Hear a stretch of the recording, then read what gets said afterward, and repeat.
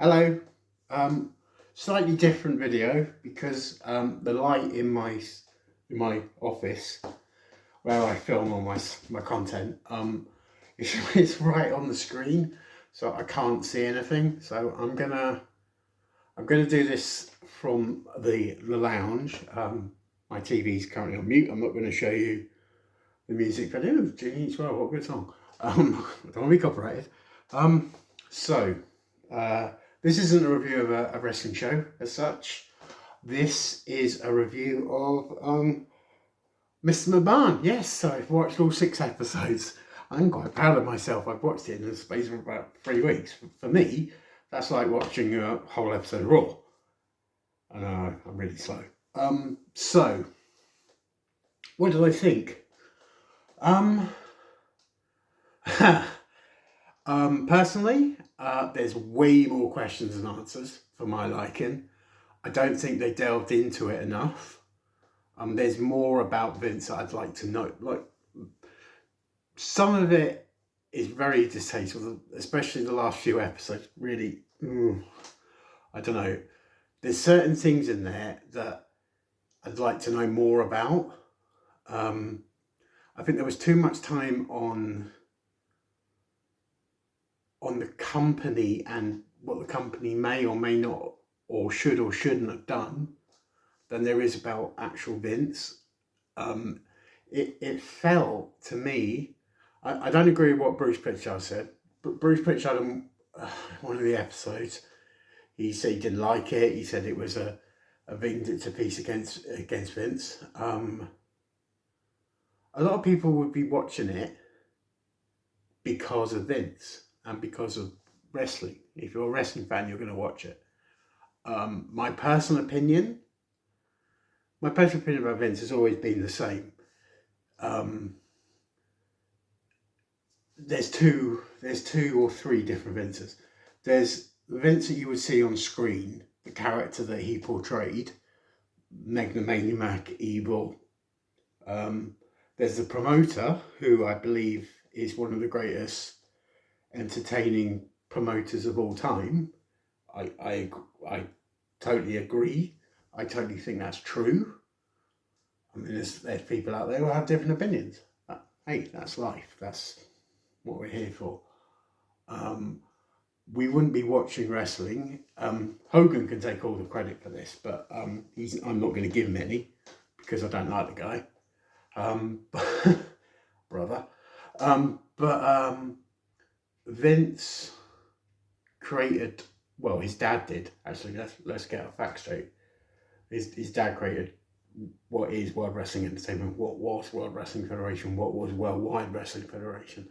So let's not get, I'm getting sidetracked. So what I think about the show is, I think it's a good watch. It's a very interesting watch, but not as interesting as it could have been. I think there is a lot of things they could have done better. There's a lot of things they did do good. Has it reinvigorated? Oh God, I'm on this. Has it reinvigorated? Has it given me more insight into the industry, to what I feel is my calling in life? I think my calling in life is being a wrestling fan. Do I have the body of a wrestler? Yeah, well, I don't look like Randy Orton. You can see me, so I'm not John Cena. I can't believe I just did that. I'm so sorry. It's so embarrassing. I'm never going to give you satisfaction.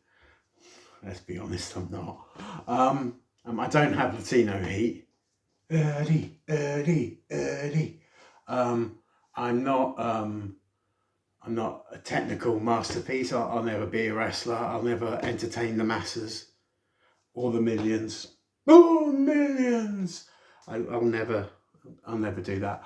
But as a standalone 6 limited episode series, I thoroughly enjoyed it. I think there is more on it that could have been done. I don't think there'll be another series personally, because I don't think people in WWE were too happy with some of it. it painted a lot of people quite badly. Obviously Vince, and no one knows what's really happened. No one knows if he is guilty of all the allegations that are against him, whether he is as bad as the documentary made out, whether the company is at fault, and I think the company's at fault for a lot of things. Over the Edge, 99. I've never really mentioned this before. Over the Edge 99 was when Owen died. Now, to this day, and I don't know why they did it, and I never agreed with it, but they should never have gone on with the show. Once they'd heard that Owen had gone to hospital and sadly passed away, they should have shut the show down then. It should never have gone on. Because the things that happened in that show, and you can visibly see, if you ever get to see like a video of it, because I don't think you'll ever see the actual show again, unless you've got a video of it, which I will never watch. I cannot. So if I ever get to review that show, I won't review it. Personally, I can't review it. I just can't, because of what happened on it. Owen losing his life was avoidable. Now, yes, okay, it was the harness that did it, but as I said, the show never should have taken place. The show should have stopped there and then. And in the documentary, they say about that they should. They'd have to tell all the fans, well, us wrestling fans are, if we're anything, we're understandable to a degree. There's lots of things in that show that I agree with, some of I don't, but definitely Over the Edge should never have continued. It should have stopped there and then. If you ever watch it, it's the Jeff Jarrett interview after it happened. You can see, and actually the main event, which was Undertaker versus Stone Cold. Look at Undertaker's eyes. Look at his face. He's not acting. That's real emotion. So the match. The show should have stopped. It's as simple as that. It should never have happened. There's other things that have happened in the wrestling business. And I'm going off track here because this was supposed to be about the show. But as a show, I enjoyed it. But as I say, I think there should be more on it. There's definitely more questions than answers. I don't think we'll ever know the full, even what happens with the ongoing legal stuff. I don't think we'll ever find out the real truth of what happened with Vince and everything else that's going on. I don't think that's ever going to come out, personally. Do I think Vince will ever return to WWE? Yeah, yes and no. Yes, because he comes across as a man that, I wouldn't say likes the power, but likes to control. He likes control, whether that's people, whether that's business, he likes to do the running. And I don't know now, with them being with Endeavour, whether that would ever he'd come back in that sort of position. I think he's probably involved somewhere in the background. Maybe, maybe not, but I'd like to think that, and I know some people have said in the public domain recently that he watches it and he's enjoying the product, and so he should, because the product that WWE put out, and even AEW are putting out, and TNA definitely putting out, is really good. It's a very good It's a very good time for wrestling, not just in America or Japan or Britain. Across the board, I think that across the board, the wrestling has never been as good as it has. And everyone goes on about the Attitude Era. The Attitude Era was a great time in wrestling, from 97 to 02. I don't think that peak will ever be reached again. There's a lot of contributing factors like ECW, WCW, WWE. They all merged as like one fantastic 3 separate entities. And when WWE with the Bruce of aggression and tried to do their own brands, and the brand split doesn't really work because it's like a false competition where AEW actually is a competition. But what WWE's done recently to make itself much better is to make better stars, better in-ring product, better storylines, everything's better. AEW's actually got better. Somebody's gonna not like me talking about AEW because I don't like it. But do I like AEW? I love AEW. Not particularly, but I get it from a competition standpoint. We need AEW to exist, to thrive, to be better. And some of their talent are some of the best wrestlers on this very planet. And you know who I'm talking about. Okay, they may be British, but there are some people in AEW who should be in AEW because I think they're that good. There are some who I don't. I've dealt with this briefly on other videos previously. So my opinion, the show is good. If you want to watch it, great. If you don't, that's fine. His opinion. I just wanted to give my opinion on what I thought about the show, and I enjoyed it.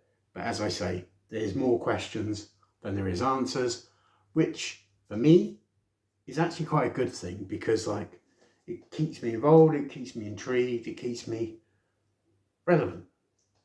So yeah, I enjoyed it. God, I've said it about 5 times now. God, I really need to get a new vocabulary, ladies and gentlemen, boys and girls, children of all ages. Ooh, yeah, the macho man, ready, gentlemen, dig it. I should really stop doing these really bad impressions of wrestlers because I can't do them. I'm terrible. So, with this thought, excuse me, with this thought, I have to say this. I'm recording this in like late November the 19th to be exact. So you can come back to me on this. But in like 7 weeks, be 2025, and first week or the end of that first week, WWE will start its new era on Netflix. Now I haven't seen the Jake Paul, Mike Tyson thing on Netflix. I might delve into that. I'm not worried about that match. There's other matches on that card. I'd like to get a take from people if the streaming element of it was as bad as people have said, or was it just teething? I'd like to know from people who may have watched it, whether it was that bad or whether it wasn't. I don't know. What I do know is, do I think my viewing will change? Absolutely, my viewing will change. When it starts on Netflix, it's going to be very weird. It's going to be the first time ever that WWE hasn't been on TV, in the UK for that matter, because Sky had it for 20 odd years, then it went to TNT, and now it's going to go on to Netflix. So there's no recognised TV carrier of WWE in the UK. AEW is still on ITV, and TNA you can get on like Fight and stuff.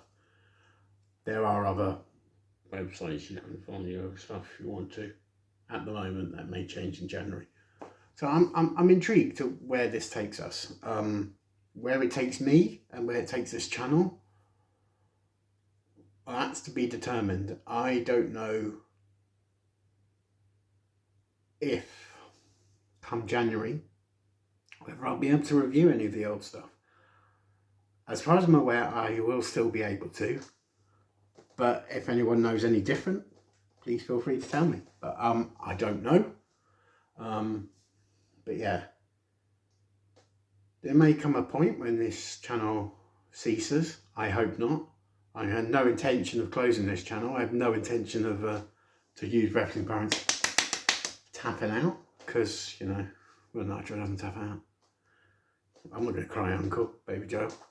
But ladies and gentlemen, that's my review of Mr Mcmahon. If you've got any theories or questions or contributions or other vocabulary that I can actually say, because I'm not very good with words, as you can tell.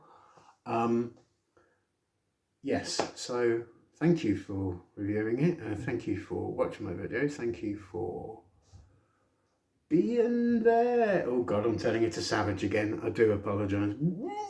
Yeah, so you stop it, Will. So I'll leave you with this thought.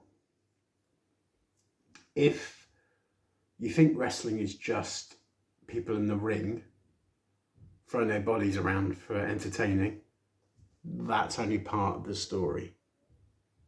The bigger story, in certain circumstances, is what happens behind the scenes. I'm not interested in what happens behind the scenes.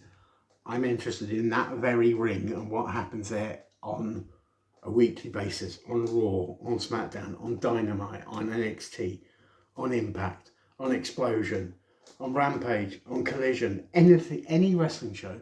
And I've been to wrestling shows, so I know what goes into it. I know people who work behind the scenes, and for them, you have my respect. Do I think I'll ever work in the wrestling business as such? No. Do I look like a wrestler? Absolutely not. I mean, I do look like an earthquake, but you know, when I walk, the bus says only one person at a time. Yahoo! So my name is Will Nitro. Your name is my fan base. Ladies and gentlemen, it's been an honour and a privilege to do this review, but I ain't finished yet. There's no way you're getting rid of me. One form or another, you will hear from Will Nitro. Whether it's on here, whether it's in the interweb, you will hear from Will Nitro. Thank you for watching, and I will see you at Squiggly Thing ringside. Bye bye.